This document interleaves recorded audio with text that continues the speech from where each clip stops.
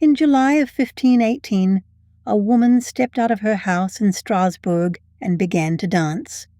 There was no wedding, no festival, no music, just a narrow street, summer heat, and one woman moving as if something inside her had taken control. Her name, according to later accounts, was Frau Trophäa. At first, people may have laughed. A woman dancing alone in the street was strange, but not yet terrifying. Then the minutes passed. Then the hours. She did not stop. Her husband begged her. Neighbours watched from windows. The city moved around her, but the dance kept cutting through it. Step after step after step. By nightfall, she collapsed. And the next morning she began again.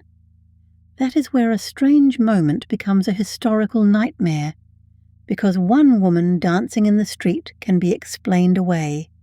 Grief, madness, drunkenness, a private sorrow made public. But a woman dancing for days, through hunger, thirst, pain, and exhaustion, becomes something else. It becomes a question no one can answer. And in Strasbourg, that question spread. Strasbourg in 1518 was not a quiet medieval painting. It was crowded, anxious, and under pressure. Bread prices mattered. Disease moved through Europe with a confidence no doctor could match. Religious fear was part of daily life. People believed saints could heal, punish, warn, and curse. And one saint mattered deeply in this story, Saint Vitus. Across parts of Europe, Saint Vitus was associated with a strange affliction, dancing that would not stop. Some believed it was a curse, a punishment. So when Frau Trophäa kept dancing, the people watching her were not watching an empty mystery. They had a story ready. That may be the most dangerous thing a frightened city can have. For days she moved. Later accounts say 4 to 6 days before the authorities intervened. By then, her feet would have been swollen, her legs shaking. Eventually, the city sent her by wagon to the shrine of St. Vitus near Saverne, hoping the saint could remove what the people believed he had sent. But by then it was too late. Others had begun. At first, a few, then more. Within days, more than 30 people were said to be dancing. They moved in streets and public spaces with the intensity of people inside a trance. There was no celebration, no joy, only bodies straining past their limits. Imagine standing in the market and hearing it before you understand it. The scrape of shoes, the slap of bare feet, ragged breathing, someone praying, someone begging a dancer to stop. And as the number grew, the city faced a problem that was medical, religious, and political all at once. What do authorities do when the impossible happens in public? They make a decision. In Strasbourg, the council listened to physicians. The doctors did not officially call it possession. They called it a natural disease. They blamed overheated blood. To us, that sounds absurd. But medicine at the time was built around humours, heat and cold, wetness and dryness, balance and imbalance. And if the sickness was heat, perhaps it needed to burn itself out. So the cure was not rest, it was more dancing. This is where the story becomes almost impossible to believe, even though it is one of the best documented parts of the outbreak. The city helped the dancers dance. Guild halls became temporary dance floors. Public platforms were raised in market areas. Musicians were paid to play. Drums, pipes, fiddles, horns. Healthy dancers were brought in to keep the afflicted moving. The logic was simple. Let the sickness spend itself. But the city had made a stage for its own terror. The dancers were no longer hidden in side streets. They were organised, framed, accompanied, and turned into a public spectacle with official sound. People came to see. Of course they came. They saw neighbours, relatives, and strangers moving past in durance. They saw musicians playing because the government had decided music might cure a plague. And for a population already primed by hunger, illness, and belief, the spectacle did not calm the city. It gave the fear a shape. More people joined. This is the terrible feedback loop at the centre of the dancing plague. The authorities treated the dance as the cure, and in doing so, they made the dance more visible. The more visible it became, the more real it became. The more real it became, the more people believed they could be next. And some were. By August, according to later chroniclers, the number of afflicted may have reached hundreds. One family chronicle says 400 citizens were seized by the mania within a month. Beneath all of it was the body, and the body has limits. Muscles tear, joints swell, skin opens, sweat dries into salt. The heart pounds until pounding is all there is. Some accounts later claimed that people died from exhaustion, strokes, or heart failure. The most dramatic versions say as many as 15 died in a single day at the height of the outbreak. That number should be handled carefully. The final death toll is unknown. History does not give us a clean ledger. But the fear was real enough that Strasbourg changed course. The council stopped helping the dancers dance.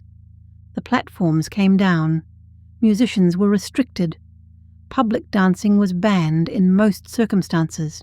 The city tried to remove the spectacle it had created, and then it turned back to the saint.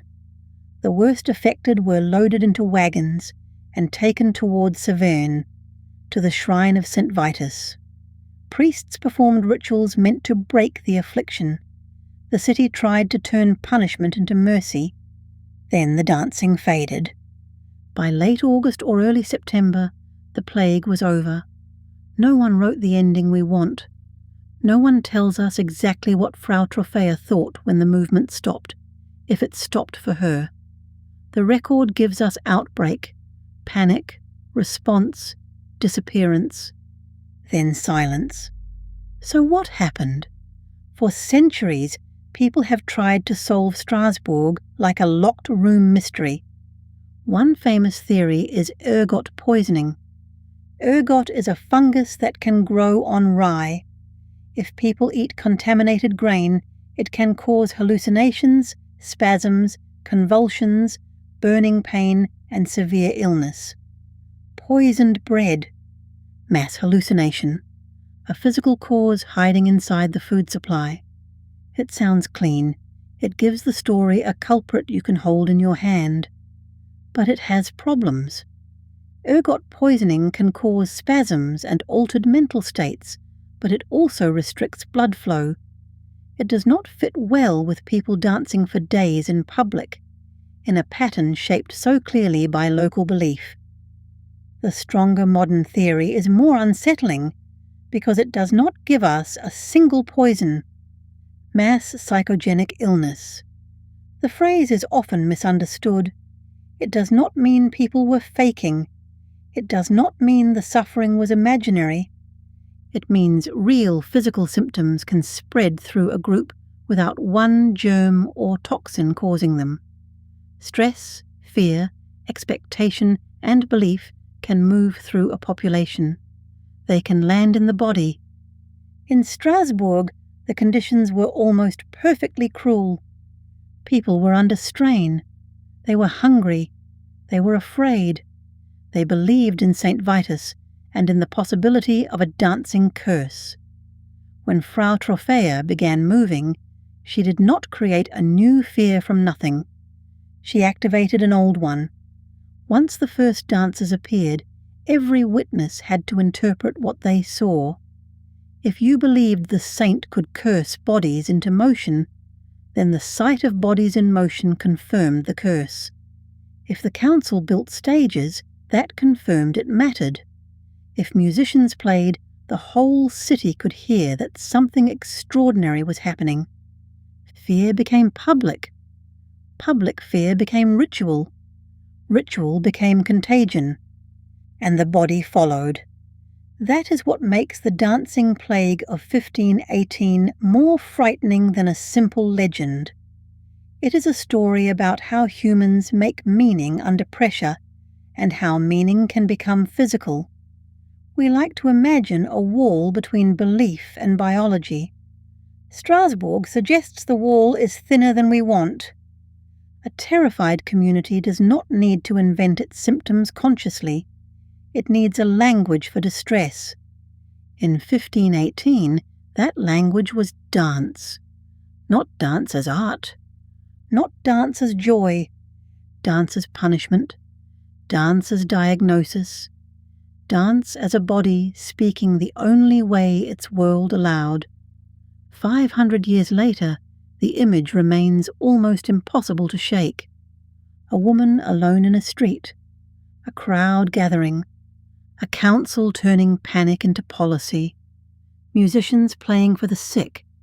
Feet bleeding against stone. A city learning too late that fear can have choreography. We do not know exactly why Frau Trophäa began to dance. We do not know how many died. But we know this. In the summer of 1518, Strasbourg watched a nightmare pass from one body to another, not through blood, not through air, but through expectation. And for more than a month, the city moved to the rhythm of its own terror.